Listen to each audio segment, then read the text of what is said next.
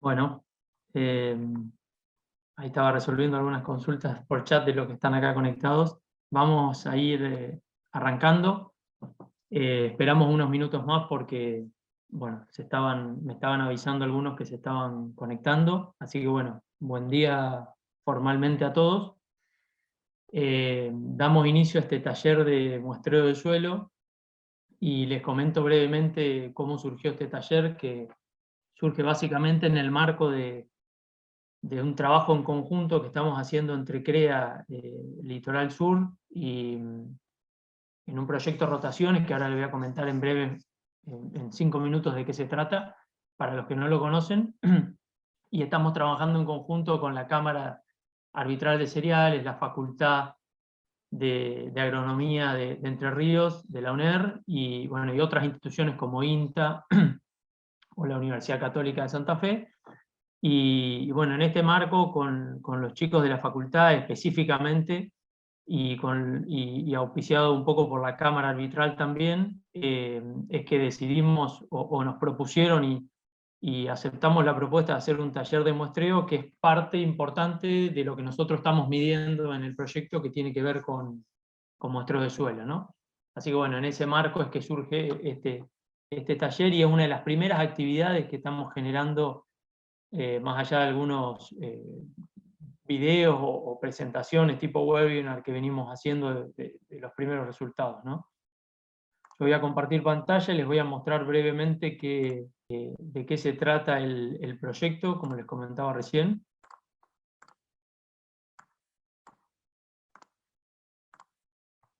Para los que no, hay algunas personas que no están al tanto del proyecto, y por eso quiero en 5 o 10 minutos más tardar comentarles de qué se trata.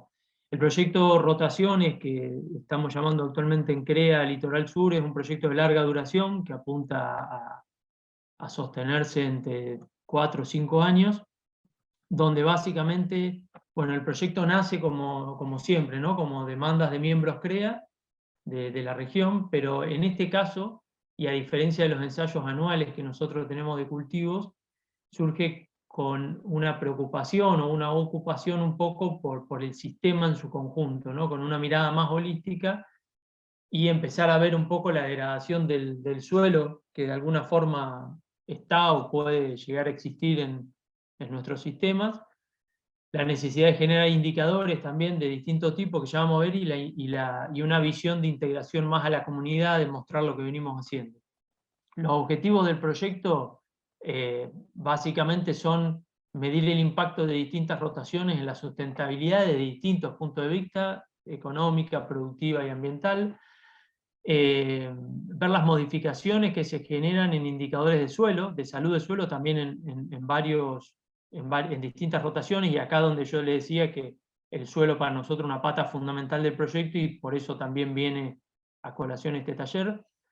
Verificar si se dan realmente mejores indicadores cuando uno rota con pastura o no, y por otro lado, si hacemos una rotación solamente agrícola, pero más intensificada o con un uso mejorado, digamos, de insumos, con una mirada más sustentable, podemos llegar a parecernos a una rotación con pastura, incorporar insumos biológicos, generar como plataformas demostrativas, ¿no? Donde se genera una visualización hacia el entorno, hacia afuera, de las cosas que estamos probando o haciendo, medir indicadores ambientales que les comentaba hoy, de riesgo toxicológico de productos en los distintos módulos, analizar el impacto en malezas y ser plataformas, digamos, para tesis o prácticas de grado de profesionales. Nosotros actualmente el proyecto tiene 7 sitios, 2 en San Jaime, 1 en La Paz, Las Cuevas, Mansilla, Montoya, Irasusta, donde todos comparten en general. Esta es la estructura básica del proyecto, que hay una rotación, son 3 módulos, uno con una rotación y un manejo modal, que es lo que hace el productor medio zonal; otro mixta, que tiene incorporación de pastura, a diferencia del anterior, básicamente; y en el medio una agrícola pura, pero que tiene un manejo, como decíamos recién, distinto, más sustentable a priori para nosotros, y donde queremos ver si nos parecemos a la mixta. De todas formas, eso es a nivel general. Hay variaciones entre campos. Hay 2 campos, el de La Paz y el de Mansilla, que no incorporan ganadería, como cuestión particular, pero todo el resto sí. Y después, bueno, las medidas son específicas, bajada a campos, van cambiando algunas cosas, pero los objetivos macros son los mismos. Las evaluaciones que pensamos analizar, obviamente, son de suelo principalmente, en la parte física, química y biológica. Bueno, mediciones en cultivos, el estado de maleza, generar una base de datos con la información que vamos teniendo, y una de las cuestiones principales también son indicadores, ¿no? Indicadores no solo económicos, productivos, sino ambientales. La gente que está colaborando con nosotros, o las entidades, principalmente son INTA, más específicamente a través del INTA Concepción del Uruguay, la Facultad de Agronomía, como dije recién, y vamos a estar, bueno, hoy básicamente con ellos, de la parte de laboratorio de suelo, Caro Massín, que es bióloga y nos da una mano en la parte de biología de suelo, a través de la Universidad Católica de Santa Fe, bueno, nuestra Comisión de Agricultura desde ya, y bueno, y los miembros CREA, que son aportantes de los sitios, ¿no? Los resultados que esperamos tener, alineados con ese objetivo, pasan por, bueno, poder analizar distintas rotaciones alternativas a las que ya hacemos, pero enfocándonos principalmente en la sustentabilidad como eje de decisión, que el miembro CREA pueda visualizar cuáles son las rotaciones o manejos que se adaptan mejor a cada una de las empresas, y por eso los módulos van cambiando levemente entre empresas. Evaluar indicadores agroecológicos para caracterizar sistemas. Esto de visualizarnos a la comunidad, es decir, discutir los resultados que generemos y los posibles caminos que se pueden dar hacia la producción de alimentos, ¿no? Pero de forma más amigable con el ambiente, por decirlo de alguna forma. Y como dije hoy, que se generen trabajos de tesis o práctica de grado, que bueno, entre comillas, justamente estamos ya evaluando una alternativa, digamos. ¿Cómo va a ser la metodología? Como en general solemos hacer, ahora voy a dar pie a los disertantes, a Juan Pablo y a Romina. Yo voy a darles una mano con la moderación, es decir, que voy a estar, lo que les pedimos es que todas las preguntas o los que tengan las vayan haciendo en el chat, y yo las voy a ir recabando. Vamos a darle un tiempo a los chicos, 1 hora estimadamente, para que presenten, hagan su presentación, y al finalizar la misma vamos a abrir un espacio de preguntas, que en principio las voy a ir diciendo yo de lo que tomé nota, o de lo que salga eventualmente en ese mismo momento también. ¿Bien? Así que bueno, Juan y Romy, si quieren abrir las cámaras. Ambos trabajan en la Facultad de Agronomía. Yo les voy a pedir que se presenten ellos mejor, seguramente, que los presente yo. Y ya les doy pie a ustedes para que presenten, abran pantalla y hagan su presentación. Bueno,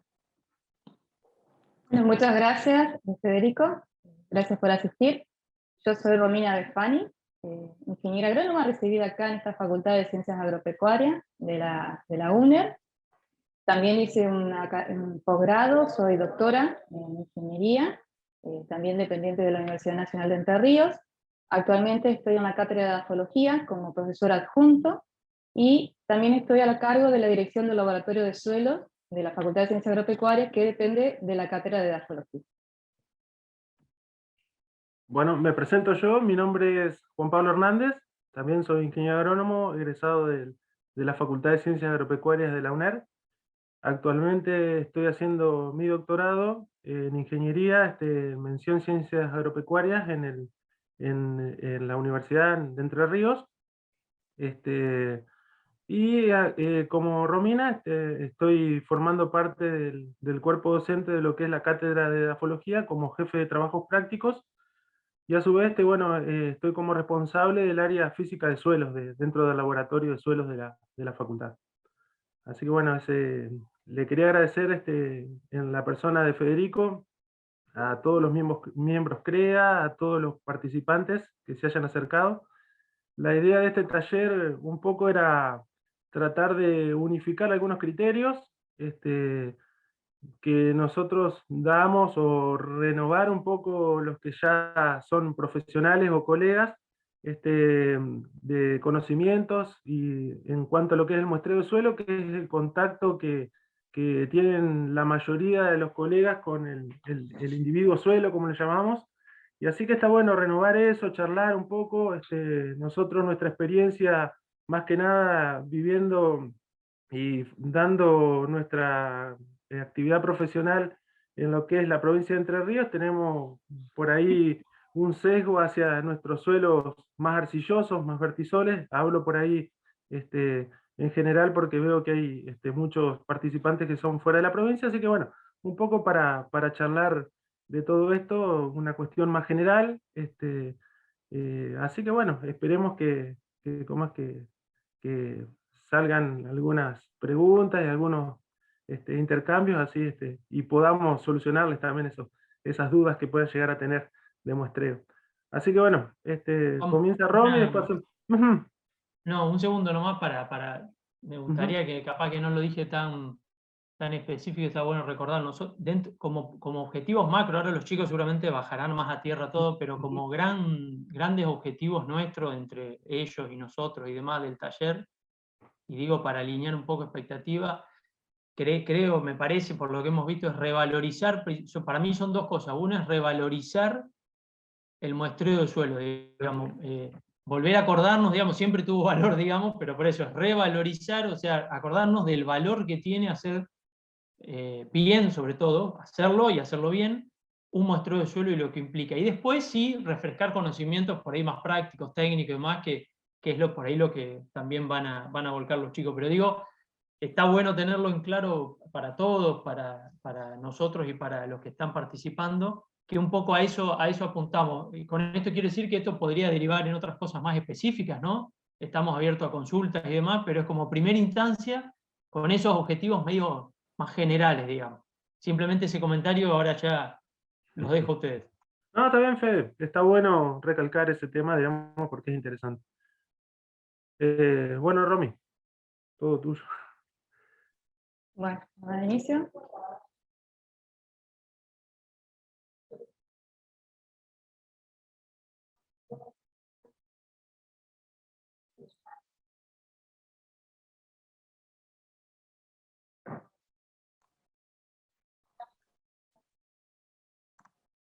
Bueno, buenos días nuevamente. El tema que nos aborda, como bien dijeron anteriormente, es el tema de muestreo de suelo. Nos pareció interesante el título Muestreo de suelo, herramienta fundamental para el diagnóstico de la fertilidad.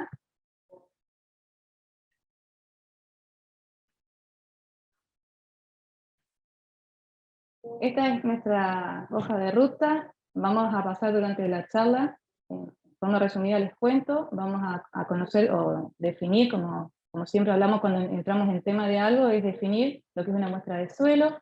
Vamos a ver para qué se realiza, cuáles son los objetivos, en función de esos objetivos, de qué forma nosotros hacemos un muestreo de suelo, y es responder esas preguntas de cómo, cuándo y dónde. Entonces vamos a establecer un diseño de un programa de muestreo, qué características tienen que ser las muestras, y en función de eso van a ver que hay distintas clases o tipos de muestras, con qué elementos, herramientas nosotros vamos a tomar la muestra de suelo, de qué manera esa muestra de suelo, una vez que la tomamos y necesitamos enviarla para hacer un análisis, de qué forma la vamos a procesar, que es el acondicionamiento, y como decía el Federico, un posterior espacio de preguntas. Cuando uno piensa en muestreo de suelo, inmediatamente, al menos a nivel agronómico, nosotros lo relacionamos automáticamente con lo que es fertilidad, y muchas veces hasta tenemos un sesgo pensar de la fertilidad química del suelo, olvidándonos que muchas veces la fertilidad física, o en gran parte, y sobre todo para lo que son los suelos de la provincia de Entre Ríos, es no menos importante. Entonces cuando pensamos en un muestreo de suelo, lo relacionamos lo que son esos programas de fertilidad, esos programas de diagnóstico de fertilidad y recomendaciones. Y bien cabe esta primera frase que definieron ya hace bastantes años y que no pierde la moda, porque digamos sigue siendo siempre lo mismo. El punto de partida para un buen programa de diagnóstico de fertilidad es el muestreo de suelo.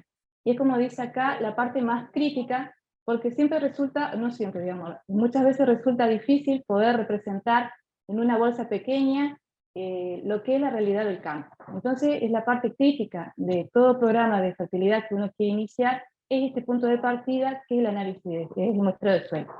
Y como punto de partida también coincide con lo que es el análisis de suelo, y siempre enfocándonos, bueno, más que nada lo que es análisis de laboratorio, es la parte, sigue siendo la parte crítica a nivel de laboratorio de suelo.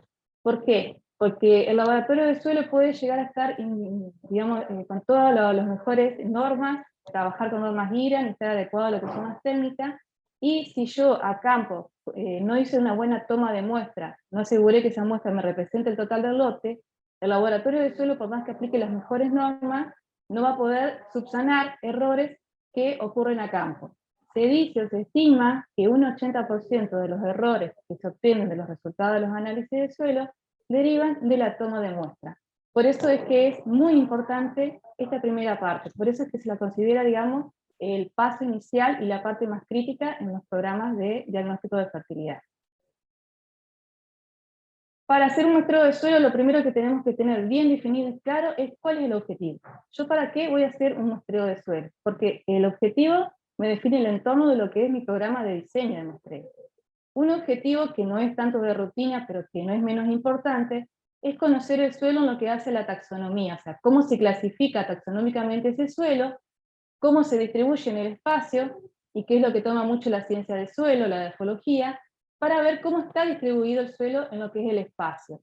Y que no es menos importante para los agrónomos, los colegas, porque digamos, es una información de la que se basan como punto de partida a la hora de definir cuáles son las propiedades productivas de mi lote. O sea, qué aptitud de uso tiene el lote, está muy determinado directamente con lo que es la clase de suelo. Por eso uno de los objetivos de muestreo, de analizarlo y conocerlo desde el punto de vista taxonómico, que no es menos importante. Pero, como repito, digamos, no es de rutina.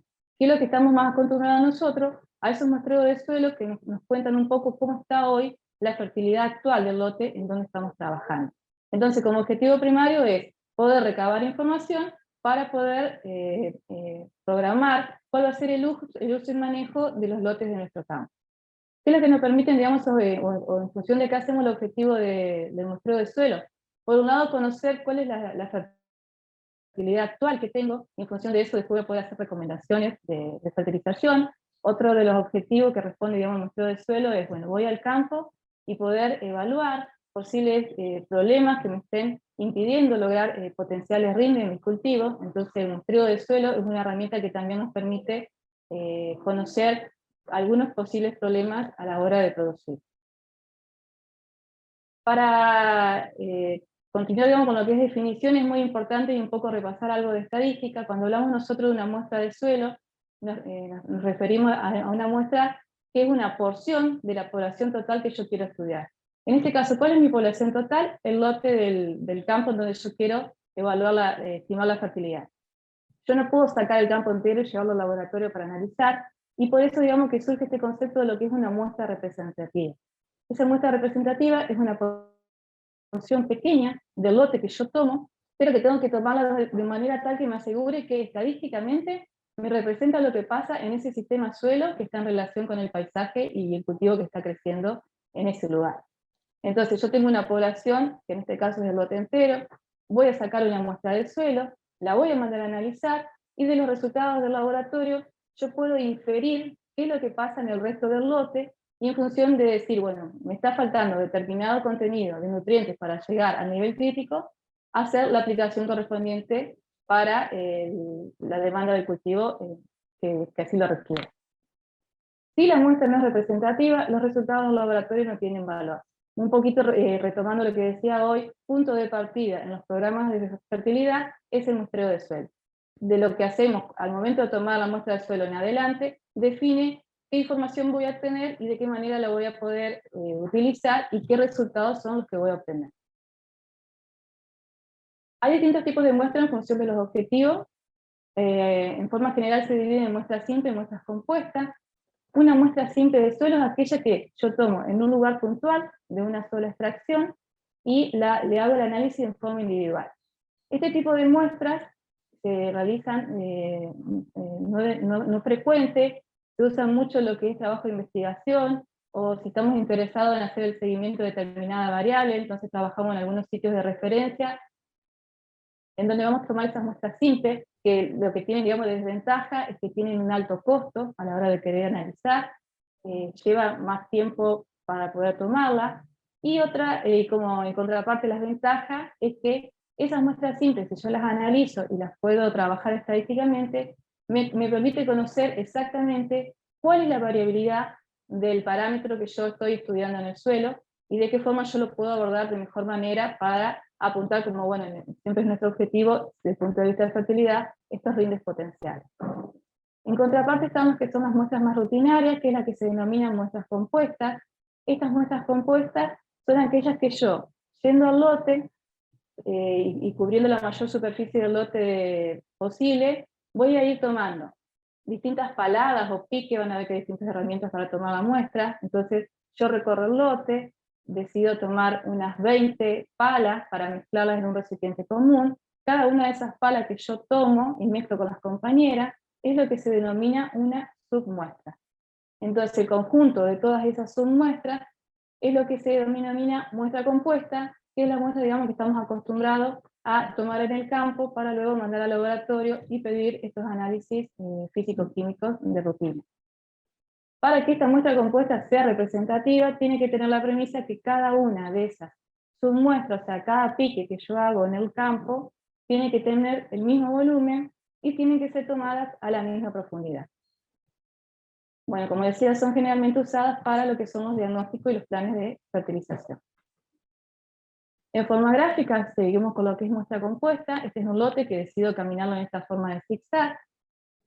Yo camino cada 20-30 pasos, tomo una pala, la voy colocando en un recipiente común, y la sumatoria del conjunto, cuando sumo y mezclo todas esas corazones de pala o los piques que hice con el barreno, es lo que conforma entonces mi muestra compuesta, que está lista para ser enviada y analizada en el laboratorio.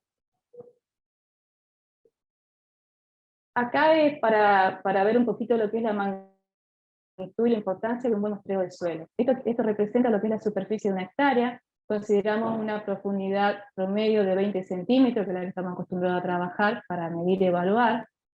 Si tomamos un valor promedio de densidad aparente de suelo, en este caso 1,28 megagramos por metro cúbico, nuestra hectárea, el peso de esa hectárea tomada los primeros 20 centímetros, son 2,5 millones de kilos.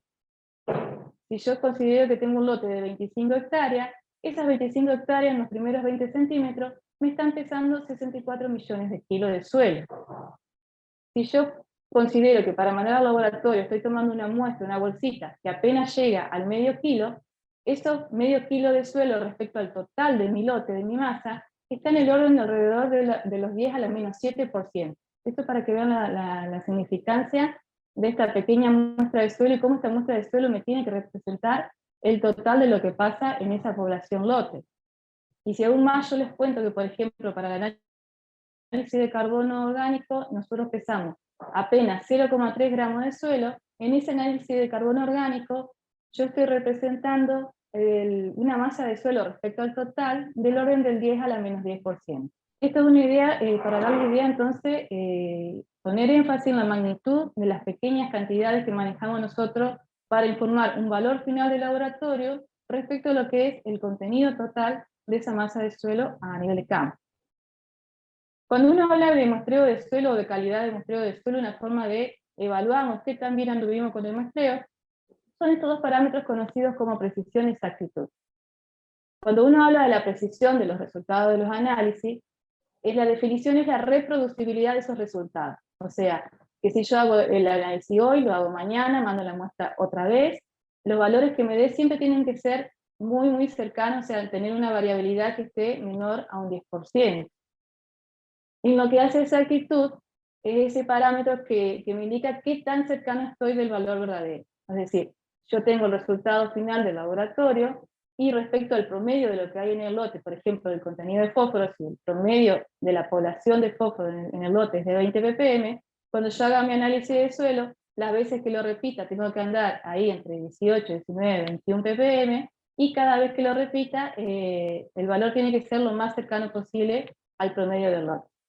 En forma gráfica, cuando uno habla de estos dos conceptos, si tomamos por ejemplo lo ideal es que yo esté lo más cerca del valor posible, entonces va a ser exacto, y que todas las veces que yo mande a analizar esa muestra, me den resultados bastante cercanos, entonces en la calidad de mi muestreo, en este caso lo evalúo como exacto y preciso, y por ejemplo si queremos ir a un extremo opuesto, yo cada vez que mando a analizar la muestra, los valores no me repiten, entonces estamos hablando de una calidad imprecisa, y tampoco tiene cercanía con lo que es el valor verdadero. Entonces son resultados que son tomadas de muestras que no han sido representativas, no responden a lo que es la situación del lote, y difícilmente podamos subsanar el resultado, digamos, del laboratorio, pueda subsanar la muestra mal tomada.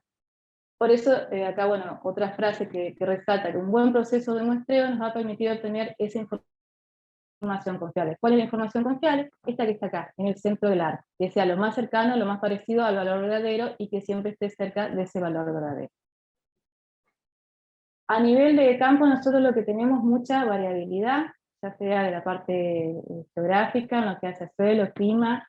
Dentro de lo que es el suelo también existe tanta variabilidad cuando uno piensa en los parámetros físicos o químicos del suelo. Y bueno, hay un trabajo en el que se plantean cuál es el impacto que tiene esa variabilidad a la hora que yo hago las recomendaciones de fertilidad.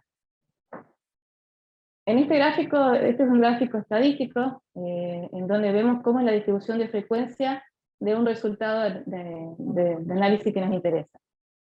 Si se acuerdan ustedes, la distribución normal, que es esta línea completa que está aquí abajo, es esa distribución en la que los resultados tienen una coincidencia en lo que es el valor promedio y el valor de la moda. La moda era ese valor que se repite con más frecuencia, o sea, el valor que más frecuentemente aparece a nivel de campo. La mayoría de los análisis, de los parámetros que están en el suelo, de las propiedades que dependen del suelo, no tienen una distribución normal. Por ejemplo, acá les muestro en este gráfico de un trabajo de Payman en donde muestra la distribución de frecuencia de lo que son los contenidos de potasio en un lote. Fíjense que si hacemos una gráfica para ver cómo se distribuyen, tiene este tipo de distribución de curvas, que es lo que aparece acá en línea punteada como una curva logarítmica normal. La realidad es que la mayoría de los datos a campo tienen esta frecuencia. Muchos de los datos son valores bajos que están por debajo de la media, y hay muy pocos valores altos. ¿Qué pasa si yo hago un muestreo que sea poco representativo? Mi valor promedio del resultado se encuentra por acá, esta es la media, pero el valor modal, o sea, lo que más frecuentemente aparece en el campo y lo que más cercano al valor verdadero, es la moda, está por acá atrás.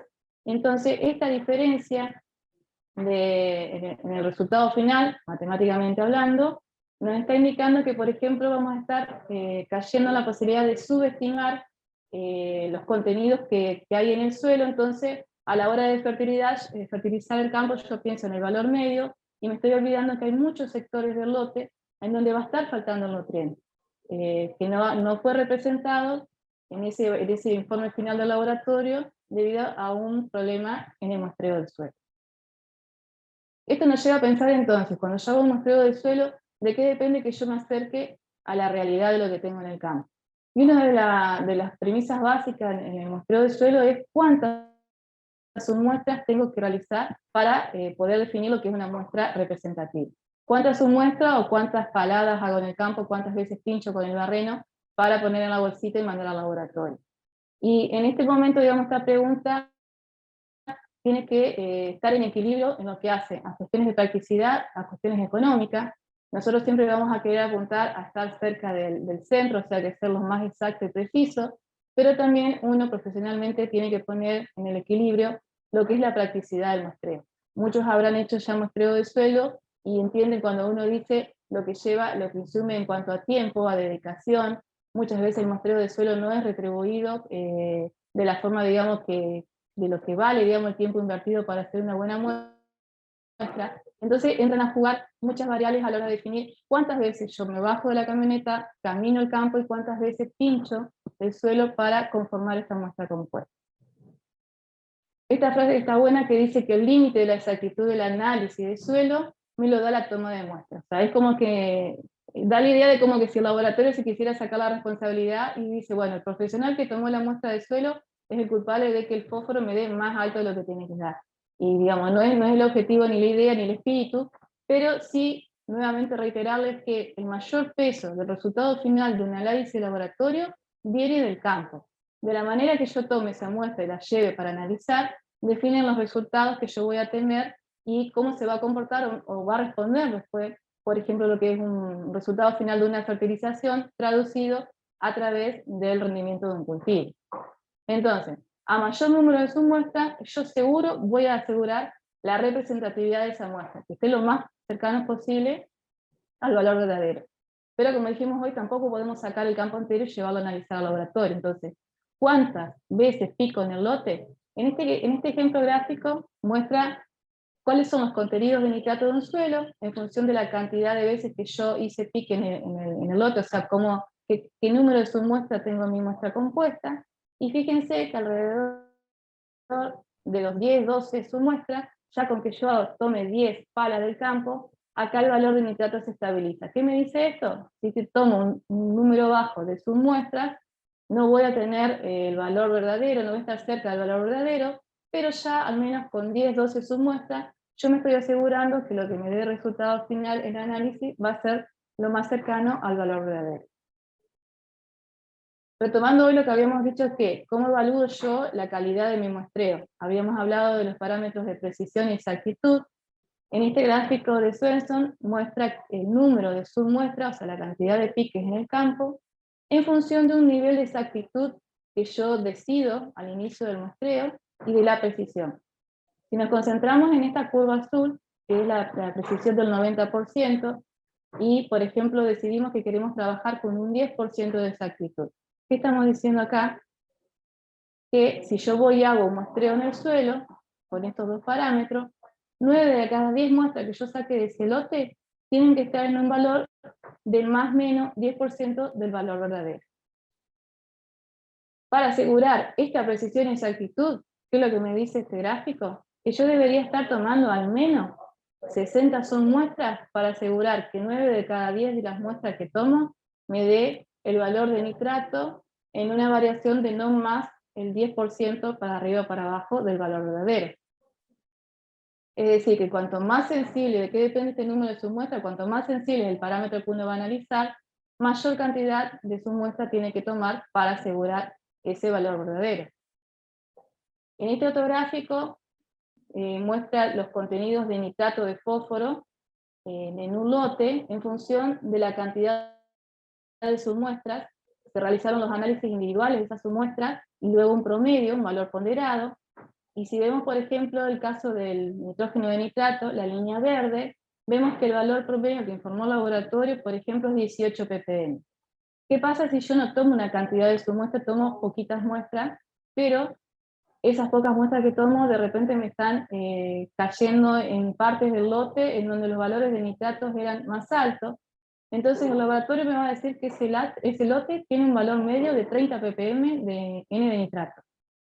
O en contraparte, por ahí tomo partes de lotes en donde el valor de nitrógeno era menor, entonces el informe del laboratorio van a ser 10 ppm de nitrógeno de nitrato. Los dos valores, digamos, si bien uno dice son cercanos, no es el valor verdadero del promedio. ¿Por qué? Porque en este caso estuve trabajando con un número de submuestras que no alcanzan a absorber esa variabilidad. Para resolver cuántas submuestras me aseguran a mí que yo voy a estar representando al verdadero valor, hay trabajos de investigación que han tomado el tema. Por ejemplo, trabajo de Álvarez, en el que trabajaron en lotes agrícolas en suelos argidules, en Buenos Aires, provincia de Buenos Aires. Trabajaron tomando muestras en una cuadrícula de 100 hectáreas, y tomaron y analizaron cada una de las 100 muestras, serían en este caso 100 muestras simples, porque tomaron en cada uno de los cuadrantes una muestra, llegaron a 100 muestras simples, las analizaron, le hacen el análisis estadístico y ven que la variabilidad, por ejemplo, para lo que es el parámetro pH, en un lote de siembra directa, tiene un rango de 5,5 a 6,5, un valor promedio de pH 5,8 y un coeficiente de variación para este parámetro que es del 2%, muy aceptable.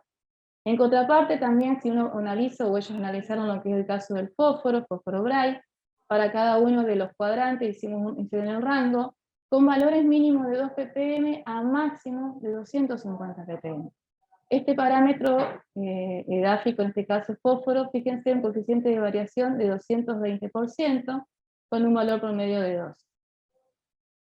¿Qué conclusión llegaron? Que para aquellos parámetros del suelo que tienen poca variabilidad espacial, con tomar entre 10 a 20 submuestras por cada muestra compuesta, yo estoy asegurando acercarme al valor verdadero, pero para variables como es el caso del fósforo, que son, digamos, elementos que tienen alta dependencia espacial y tienen una alta variabilidad, si yo quiero ser lo más cercano posible al promedio de fósforo en este lote, tendría que estar tomando entre 40 y 50 submuestras. Algo parecido resumen en esta tabla Martín Torres Dugan, en donde nos cuenta que para los parámetros materia orgánica, pH, nitrato, con 20-25 submuestras andamos bien, pero vuelve a poner énfasis, y reitero acá la importancia de entender lo que es la variabilidad, por ejemplo, del parámetro fósforo, y que nos están pidiendo que al menos hagamos 40-50 piques en el lote para poder obtener un resultado final que se acerque al valor verdadero de lo que es este elemento.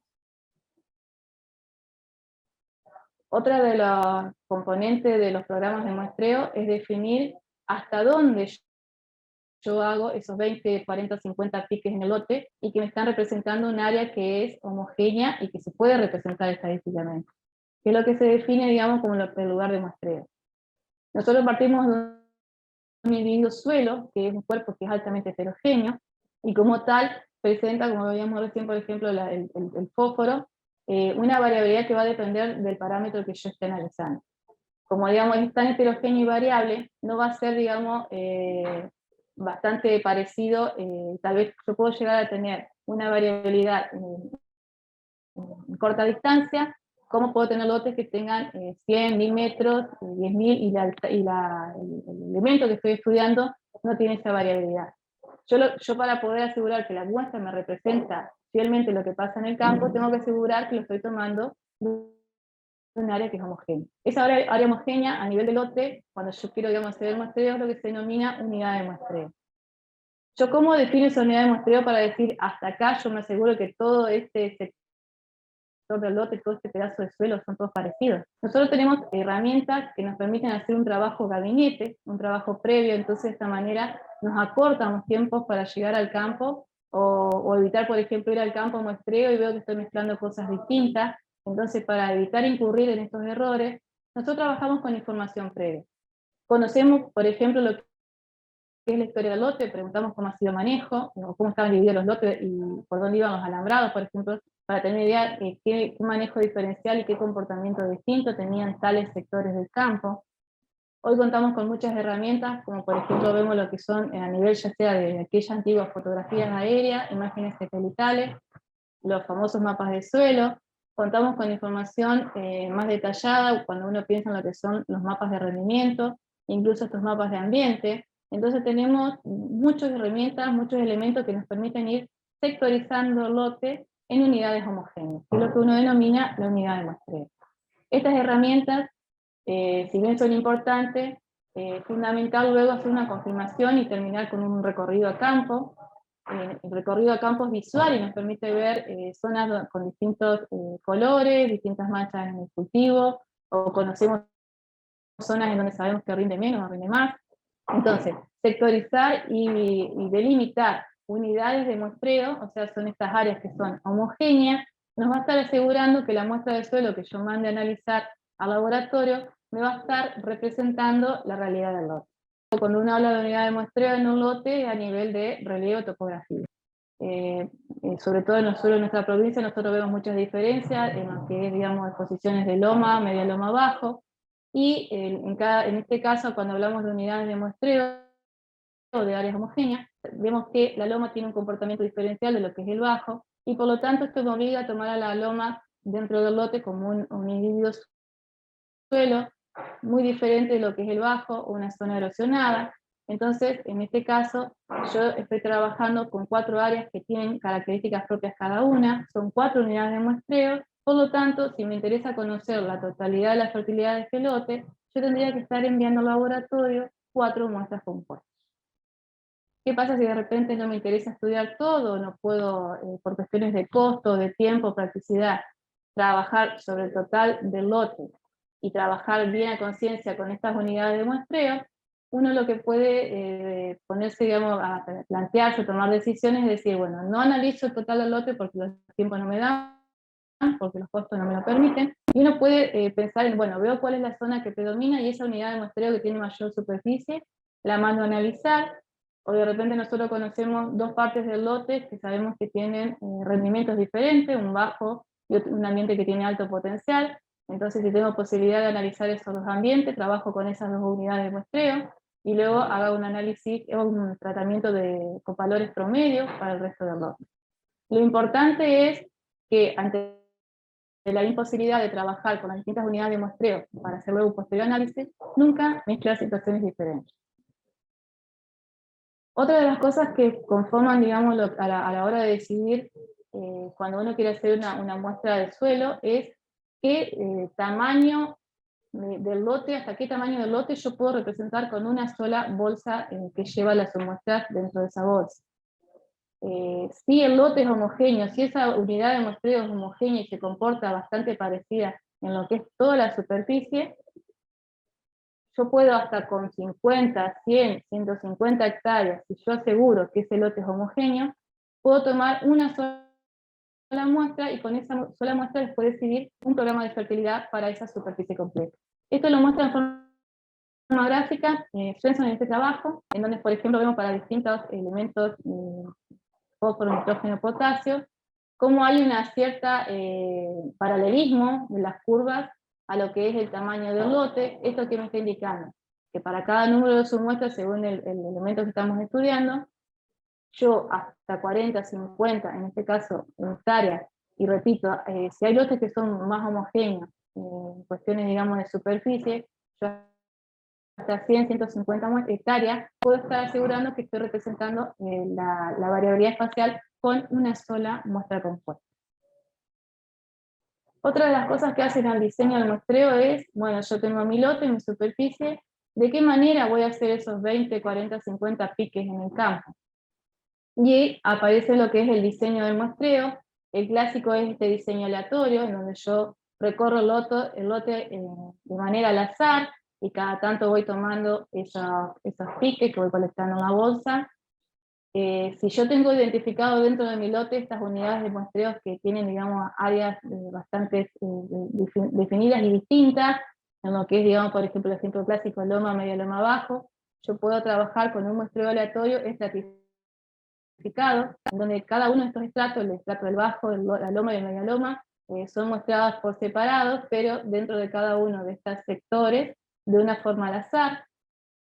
Otro de los tipos de muestreos que se realiza es este muestreo sistemático, o muestreo en grilla, en cuadrícula, en donde uno divide el campo en cuadrantes equidistantes, y uno va tomando las muestras en cada uno de los puntos de intersección. Este es un muestreo que tiene mayor tiempo, implica mayores costos, pero a la hora de devolvernos los resultados, es uno de los muestreos que nos asegura que yo voy a conocer en forma exacta cuál es el promedio del lote, pero también qué variabilidad tiene el lote. Y esto está de la mano de cuando uno, por ejemplo, piensa en lo que son estos manejos de sitio específico, manejo por ambiente, porque si yo me tomé el tiempo de en un año hacer este muestreo en grilla, tengo idea de cómo, digamos, está distribuido espacialmente, los parámetros que me interesa a mí trabajar, y en función de esa distribución espacial, acoto y delimito cuáles son los ambientes para luego hacer ese manejo diferencial de estos sitios específicos.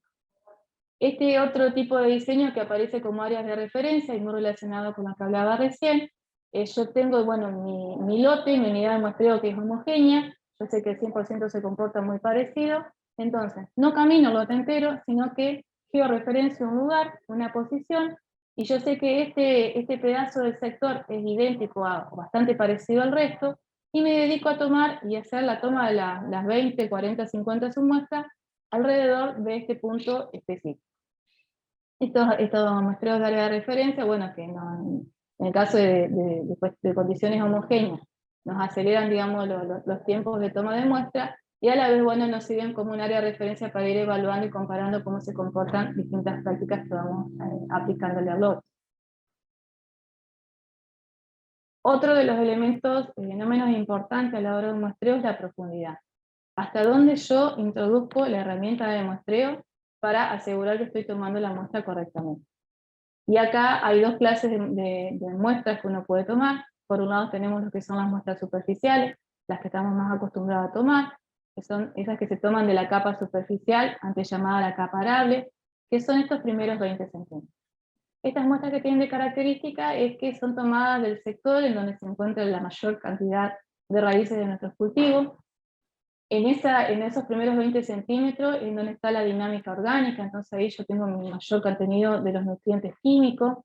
También es cuando yo hago las aplicaciones para aquellos elementos pocos móviles como el fósforo, es donde se me acumula la mayor cantidad de estos elementos, y porque a los efectos prácticos es mucho más fácil tomar una muestra superficial de suelo. En este punto, cuando uno piensa en las profundidades de muestreo y si se hace un trabajo un poco más fino, como estamos, digamos, cuál es la proyección de avanzar hacia un manejo más específico, más de precisión, surge el planteo de qué profundidad de muestra superficial tomo. ¿Considero lo que se denominaba la capa arable y me quedo con esos primeros 20 centímetros? O si yo conozco un poquito más la clase de suelo que tengo en mi lote, empiezo a pensar, bueno, el espesor del horizonte A, de este alrededor típico en este lugar, es de 17,5 centímetros. ¿Trabajo en la profundidad del horizonte o me quedo con el clásico de la capa arable? Si nosotros vamos a trabajar con datos locales y tenemos la oportunidad de ir generando nuestra propia base de datos, y ya que hay un poquito más detalle, el ideal es, bueno, me quedo con el espesor del horizonte y trabajo en función de ello, pero en la mayoría de los casos, aún hoy, digamos lo que es la provincia, nosotros todavía estamos trabajando con lo que son los modelos de diagnóstico. Los modelos de diagnóstico de fertilidad, en los cuales se estuvo trabajando, realizando las calibraciones de las técnicas analíticas para medir determinado elemento y ver la respuesta en el cultivo, fueron hechos para esta profundidad fija de 20 centímetros. Entonces, yo a la hora de aplicar los resultados de un laboratorio, de un análisis de suelo, si estoy considerando utilizar estos modelos diagnósticos que están adaptados para mi región, tengo que considerar y ver qué profundidad de muestreo se trabajó en ese momento para definir cómo interpretar los resultados. Entonces, la pregunta, la duda, hasta dónde llego con la profundidad del muestreo, va a estar en función, digamos, de las herramientas que yo esté utilizando para diagnosticar, interpretar y luego aplicar. Pero en la generalidad de los casos, uno trabaja, digamos, con estos primeros 20 centímetros. La otra muestra que va a surgir en función de la profundidad son las que se llaman, bueno, las muestras en profundidad.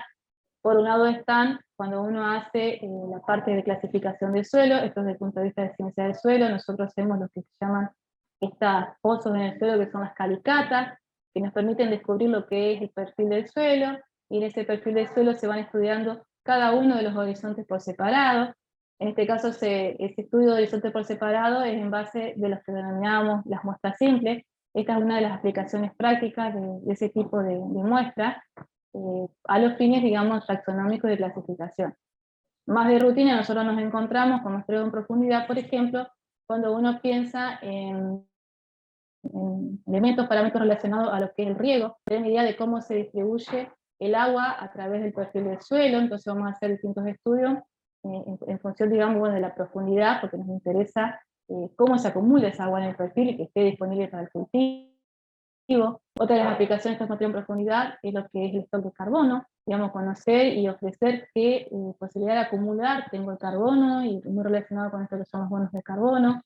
También nos permite detectar en profundidad alguna posible limitante que me esté impidiendo el desarrollo del cultivo. Muchas veces tenemos que vienen y nos traen muestras de suelo para analizar, hacemos toda la caracterización química, no se ven anormalidades, y de repente lo que está pasando es que el cultivo me está manifestando cuestiones o problemas que están más abajo. Entonces, si yo puedo hacer un muestreo en profundidad, puedo llegar a confirmar o detectar algún problema, y en función de ello luego aplicar el manejo correspondiente.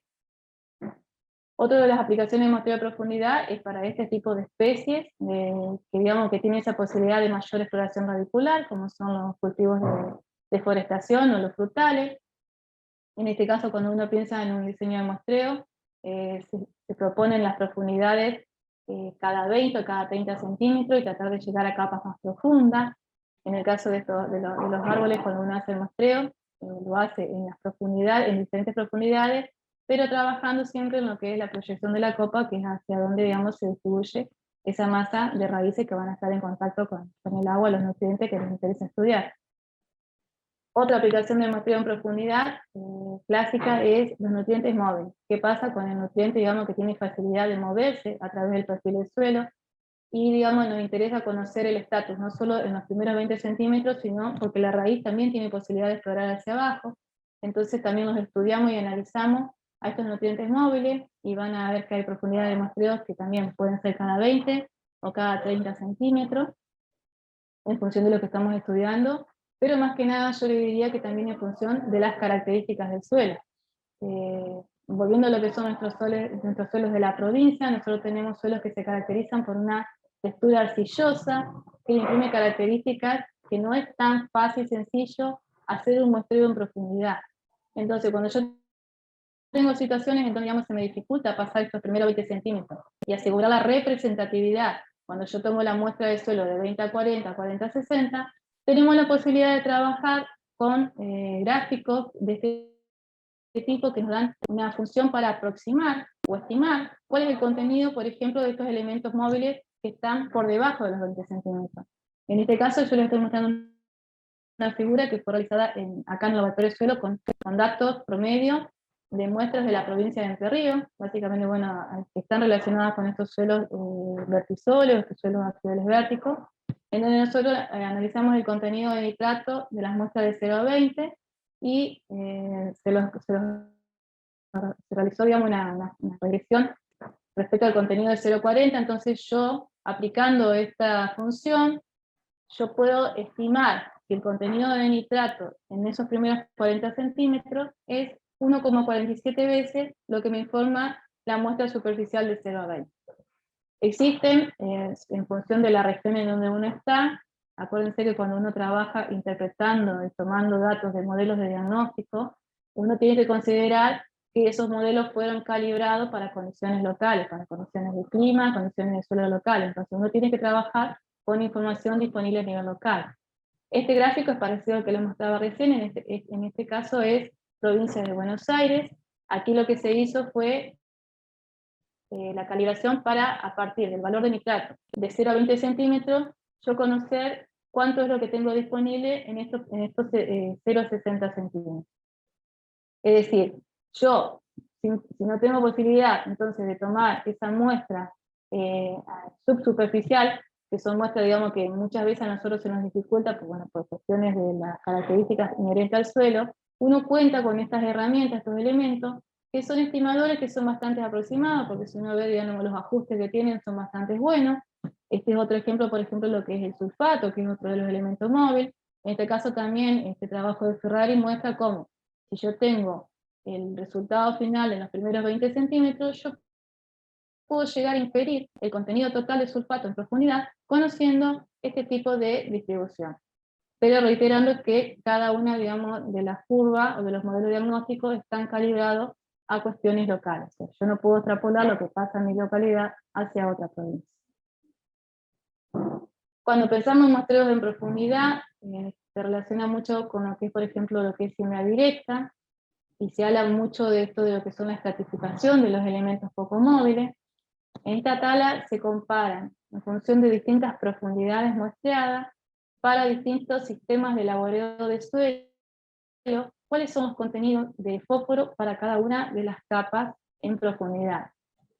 Y lo que ya se sabe es que cuando yo no tengo remoción del suelo, o la remoción del suelo es mínima, para estos elementos que uno aplica con el fertilizante y que poco se mueven en el suelo, voy a tener mi mayor contenido, mi mayor concentración de nutrientes en los primeros centímetros respecto a lo que es la profundidad, en contraparte a lo que eran estos sistemas donde uno laboreaba, mezclaba el suelo, y si yo hago un muestreo en las distintas profundidades, tengo valores que son bastante similares.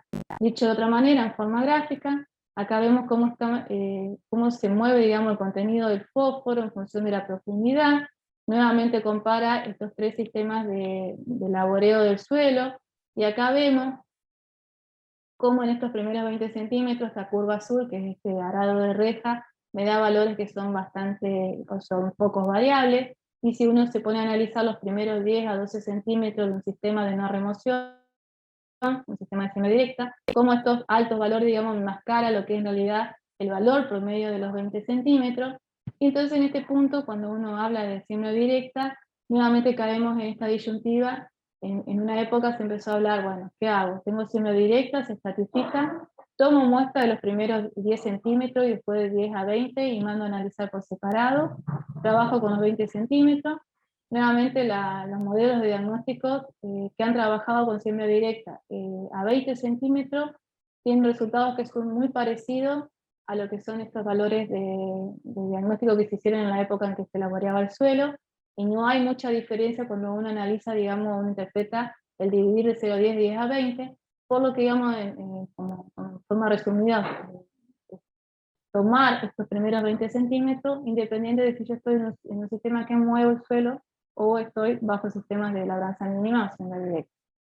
Otra cosa importante que nos permite ver este gráfico acá es el hecho de cuando uno hoy decía tomar la submuestra de suelo todas a la misma profundidad.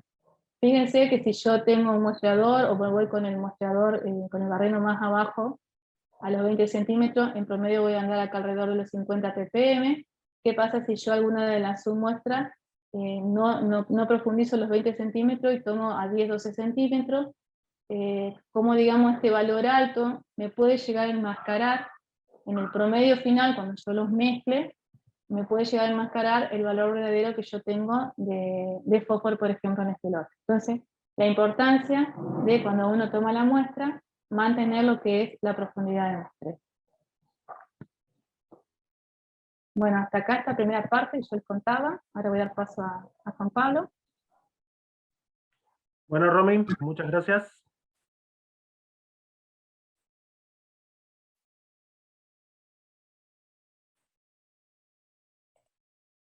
¿Se alcanza a ver o no? Romy. Perfecto, Juan, se ve. Bueno, Se ve. listo, Sí. bárbaro. Bueno, Juan, buenísimo. ¿cómo son, por el tema del cálculo, cómo son los tiempos? ¿Qué estimas lo tuyo más o menos? No, 15 minutos. Perfecto, yo para ir sabiéndolo. Listo, Bárbaro. bárbaro. Cualquier cosa me...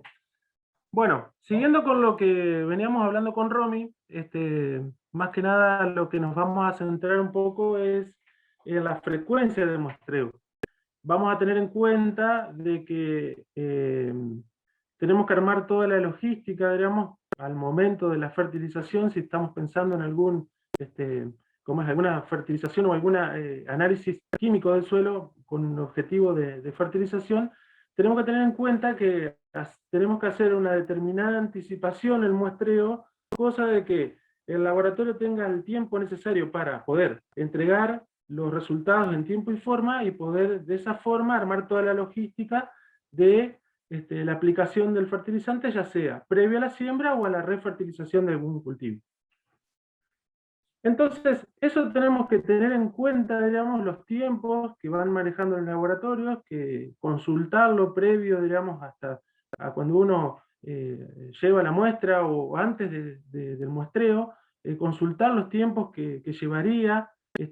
Suele pasar, que nosotros trabajamos en el laboratorio, es que épocas previas a la siembra se suele saturar, digamos, de muestras, porque más o menos en la misma época todos los productores largan con la siembra y necesitan tener un buen diagnóstico. Entonces es importante, digamos, consultar eso para no tener algún problema luego en el diagnóstico de la fertilización, digamos, por los tiempos.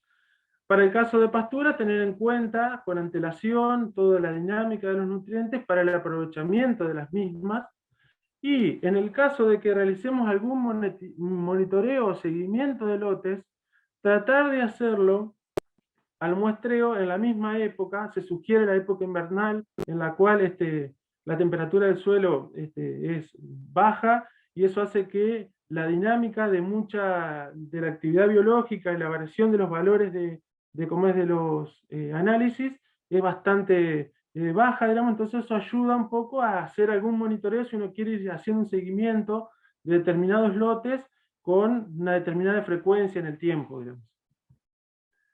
Esa reiteración o frecuencia de muestreo siempre tiene que realizarse cuando hacemos un muestreo, un monitoreo, tener en cuenta que tiene que ser siempre en la misma época del año y después del mismo cultivo. Eso es lo que nos asegura un poco que podamos hacer algún diagnóstico de cómo ha ido variando la fertilidad química de ese suelo, digamos.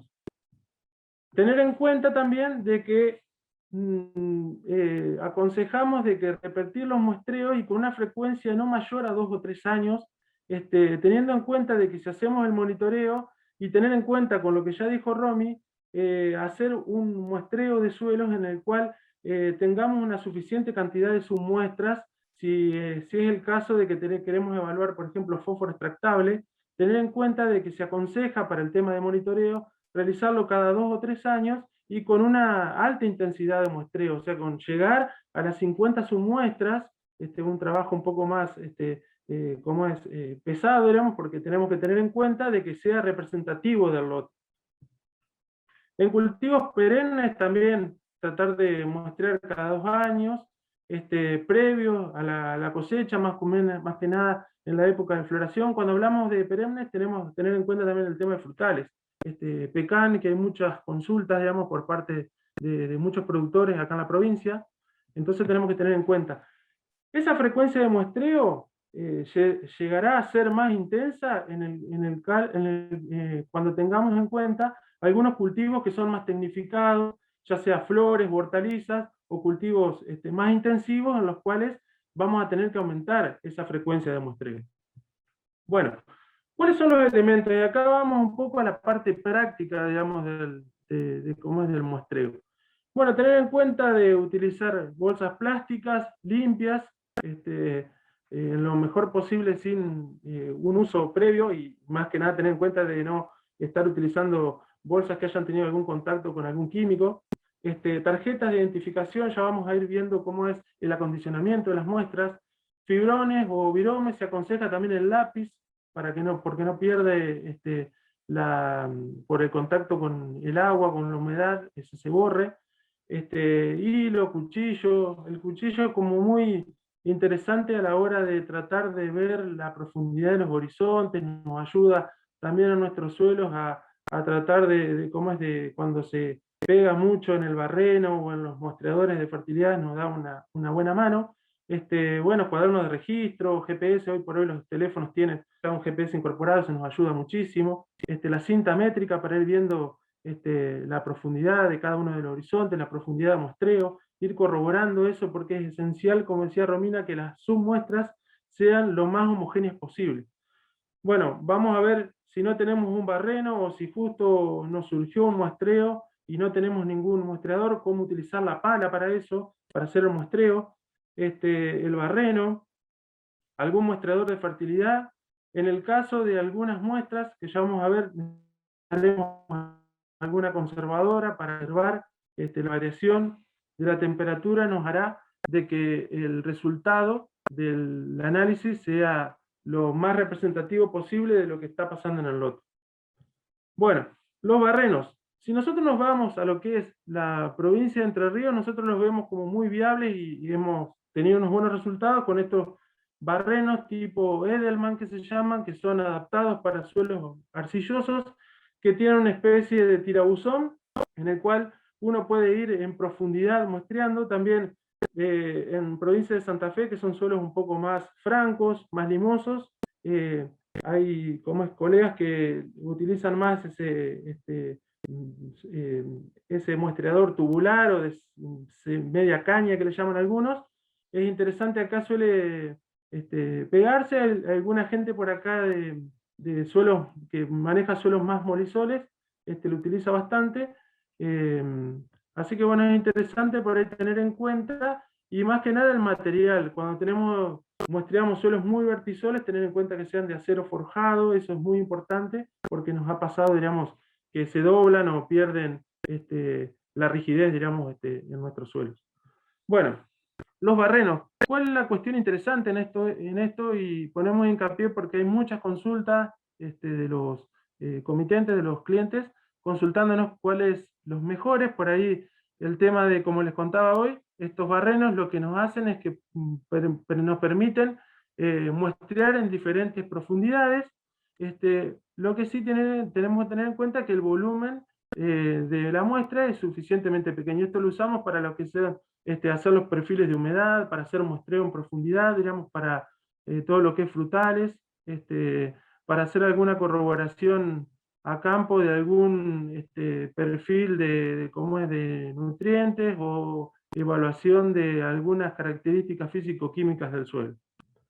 Después están los muestreadores de fertilidad, los muestreadores de tachito que se dicen, son muy interesantes porque son sencillos y rápidos.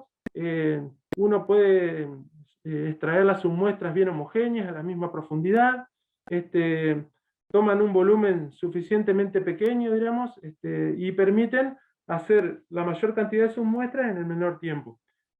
La complicación que tenemos nosotros en suelos arcillosos es que se suelen taponar, digamos, entonces es toda una complicación y una demora de tiempo el hecho de cómo es de destaparlos, tener en cuenta que sea de una forma cuasi cónica, digamos, cosa de que se pueda destapar con mayor facilidad, digamos, más que nada la punta.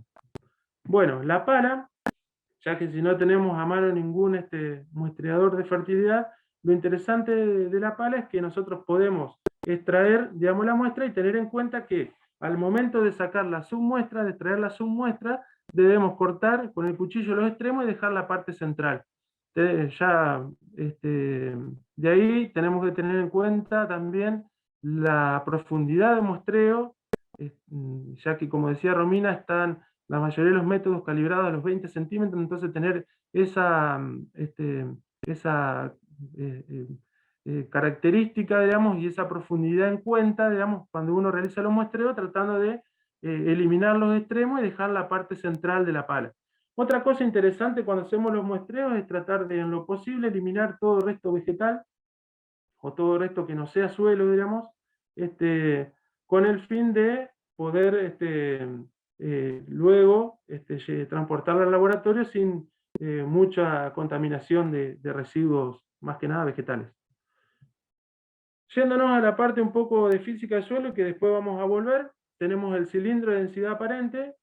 Hoy por hoy se está consultando muchísimo, digamos, en el tema de física del suelo, un poco para evaluar la tridimensionalidad del suelo y tener en cuenta el espacio poroso del suelo.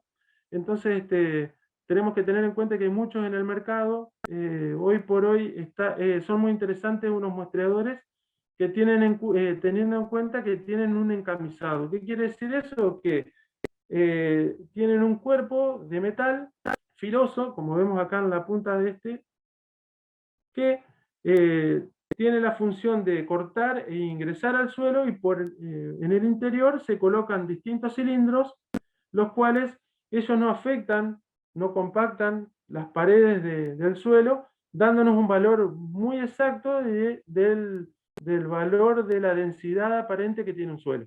Entonces, de esa forma es muy interesante porque el cilindro no entra en contacto con las paredes del suelo y no impacta y no llega a compactar. Entonces, si nosotros queremos evaluar la densidad aparente y junto con esa la porosidad total del suelo, es muy interesante para obtener muestras sin perturbar, digamos, el volumen original del suelo.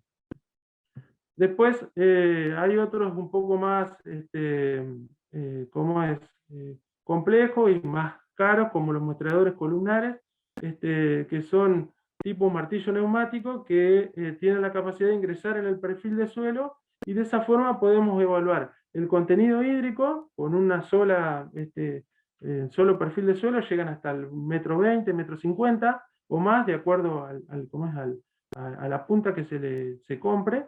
Y podemos evaluar también la densidad aparente y ver, hasta podemos hacer un reconocimiento del perfil de suelo, viendo algunas características de color, profundidad, cambios texturales que podemos llegar a ver.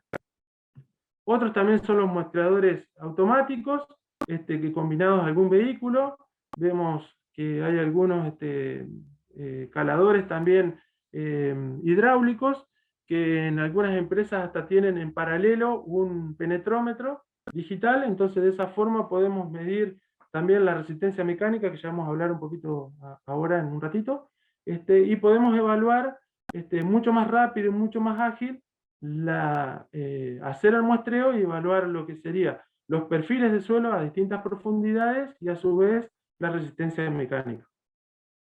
Bueno, luego de haber obtenido la muestra, como veíamos, imagínense que nosotros extraemos, si queremos hacer un muestreo de fósforo extractable, como decía Romy, serían 50 puntos dentro del lote.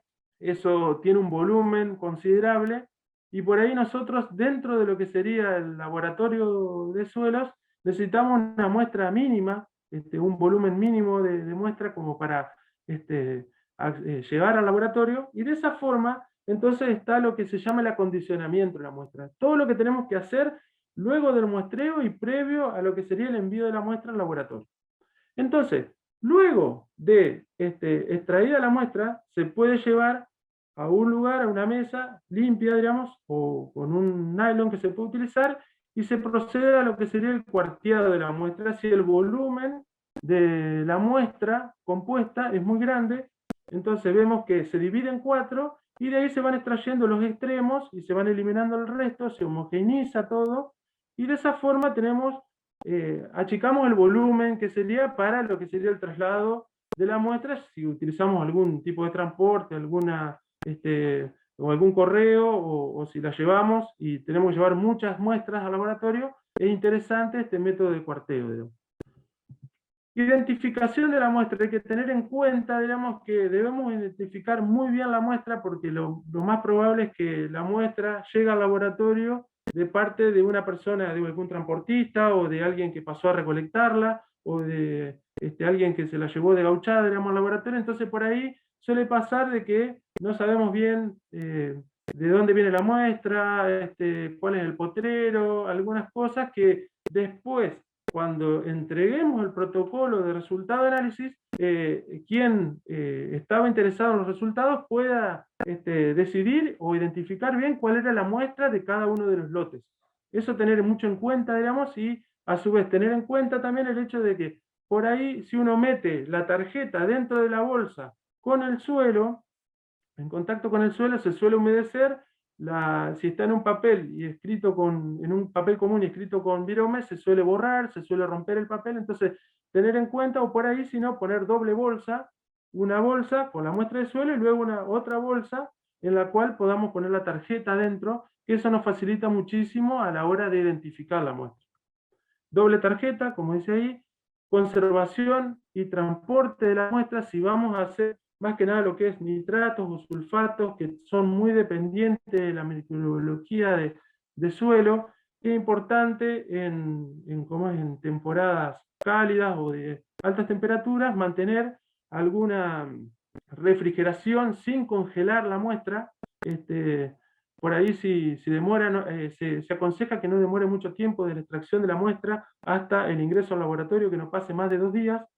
Pero si nosotros llegamos tarde del campo, lo ideal es por ahí colocarla en la parte inferior de la heladera, que esté refrigerada, digamos, y de esa forma luego colocarla en alguna conservadora, con esos geles que vienen, que son muy comunes de ver en el campo, más que nada en los campos ganaderos, con el tema de conservación de vacunas, y remitirla al laboratorio.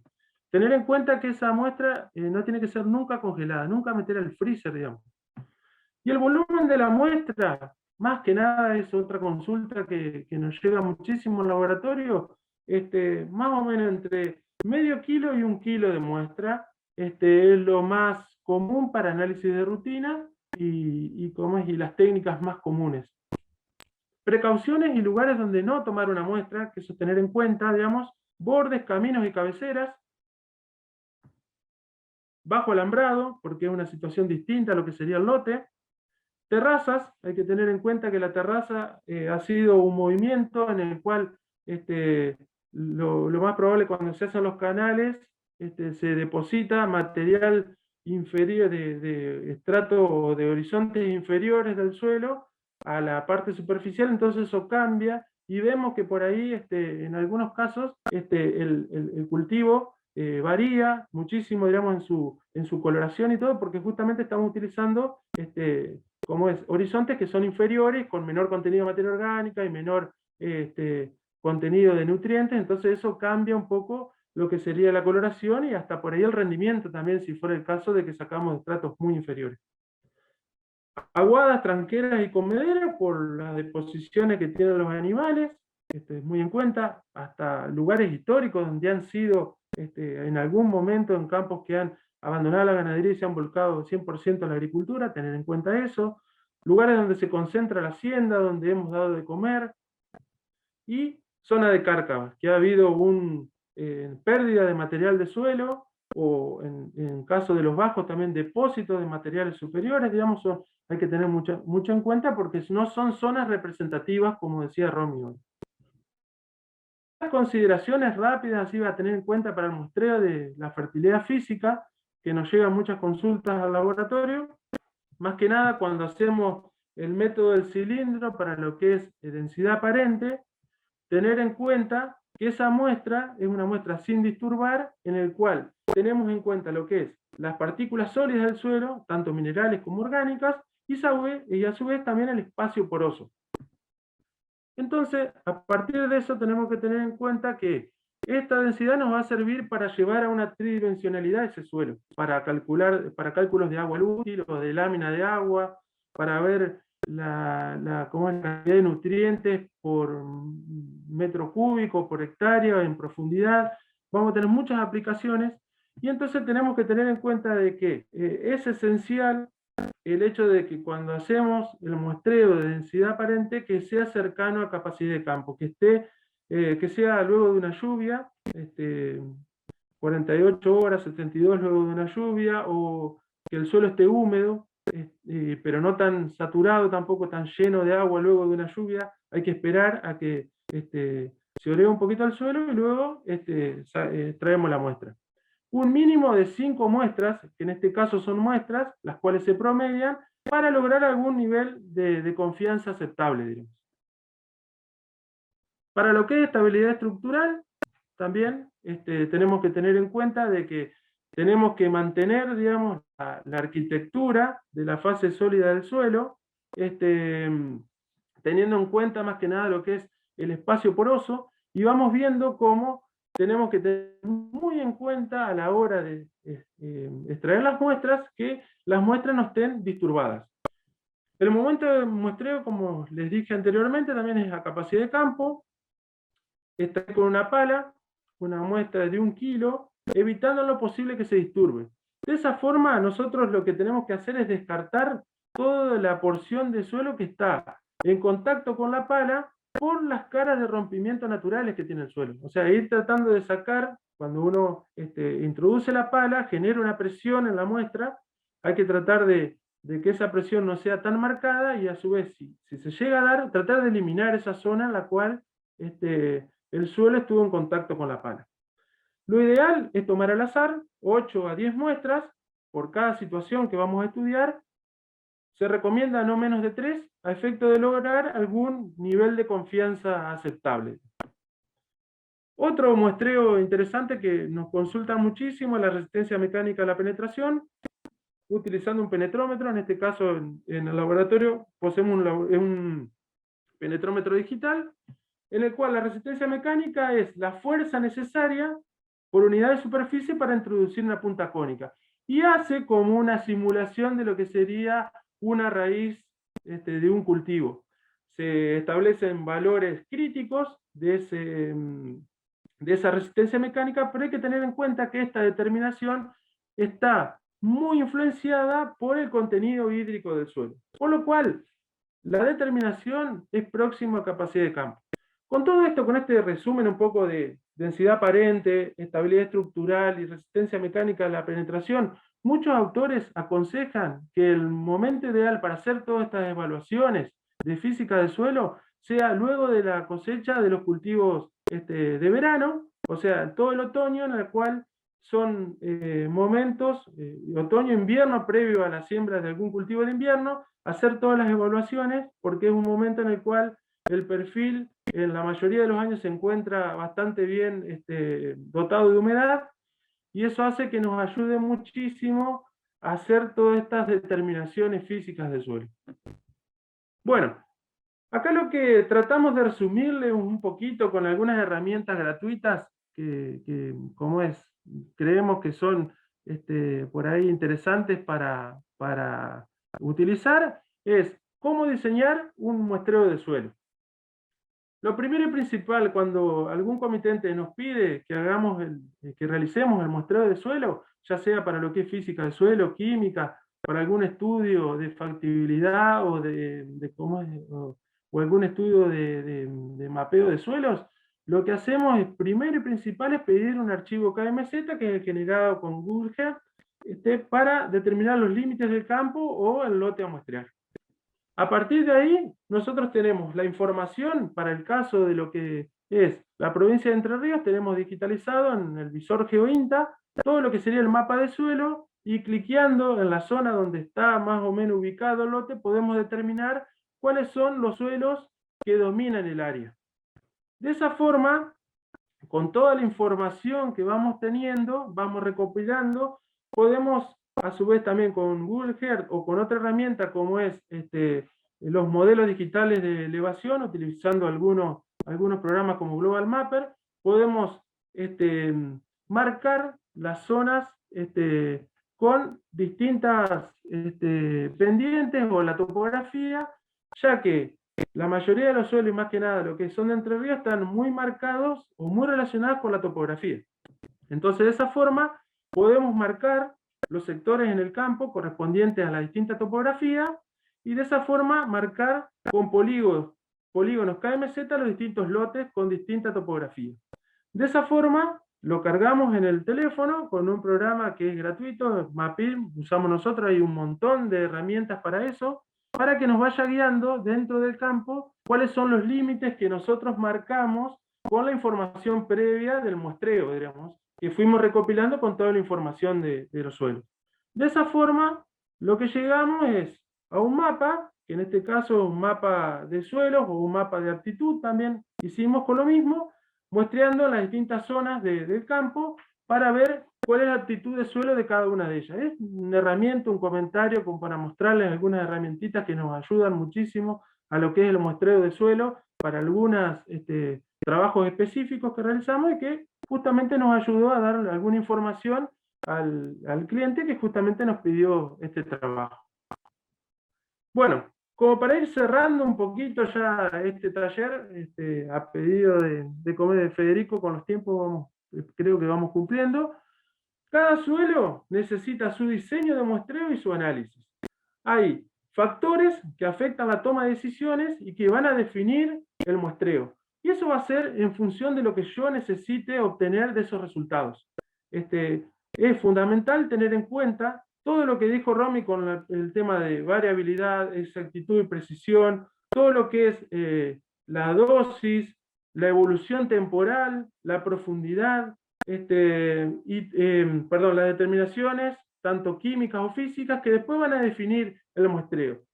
Vamos a ver cuál es la intensidad de muestreo, cuál es el diseño, la profundidad a la cual vamos a ir evaluando, cuál es la época del año, y cuál es la preparación o envío o acondicionamiento de las muestras para el posterior envío de los resultados al laboratorio.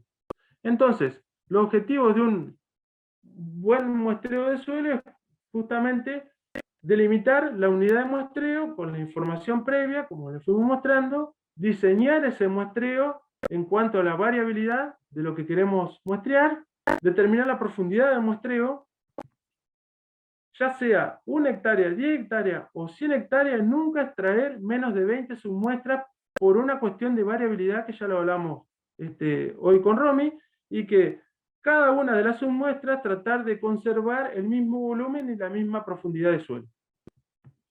Mantener siempre la misma época de muestreo para lo que es monitoreo, y un correcto acondicionamiento de las muestras de acuerdo a la finalidad en la cual uno quiera analizar. Bueno, siempre lo pongo a colación, de acuerdo al Colegio de Profesionales de la Agronomía hay que valorizar el muestreo de suelo como algo fundamental. Hoy por hoy el COPAER sugiere a sus matriculados un costo de 1.875 pesos, alrededor de $19 por muestra, la extracción de la muestra. Eso es muy importante lo que marcaba Federico hoy con el tema de la profesionalización del muestreo y la valoración de esta técnica, así que bueno, eso es importante para los colegas, más o menos comentar ese tema. también tener en cuenta, hoy por hoy están distintos programas nacionales de interlaboratorio, en las cuales cada año se van haciendo análisis interlaboratorios para ir probando, ir viendo cómo estamos con respecto a los colegas laboratorios, o sea que está bueno consultar de que el laboratorio al cual estoy llevando está participando de las rondas o los programas nacionales de interlaboratorio de suelos, porque eso hace a que también se mejore la calidad de los resultados de los análisis. Y Romy trabaja muchísimo en ese tema, en el tema de interlaboratorio, así que podemos comentar también un poco de eso.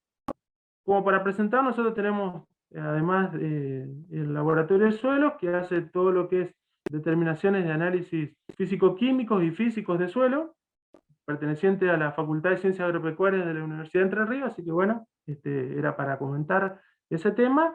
Y bueno, yo creo que ya estamos, Romy, así que bueno, les agradecemos a todos el tiempo dedicado. Cierro de mi parte agradeciendo a todos y bueno, los dejo. No sé si ustedes quieren cerrar, Juan y Romy también. Bueno, no, desde ya, perdón, Romy. También lo mismo, o sea, muchas gracias por la atención y para lo que necesiten alguna consulta posterior estamos disponibles. Nos encuentran siempre en la facultad, en el laboratorio o a través de las redes. Ahí están nuestros mails, quedaron al final de la presentación, así que bueno, agradecerle en la persona de Federico a todo CREA, digamos, a la región Litoral Sur, por ser parte de este proyecto que realmente es ambicioso, pero está bueno.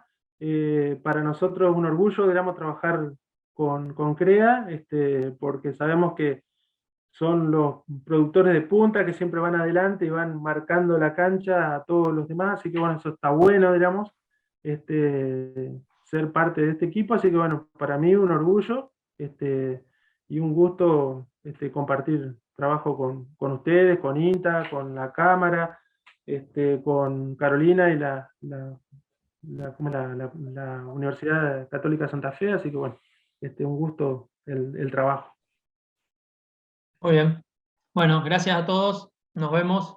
Bueno, chao, hasta luego. Hasta luego.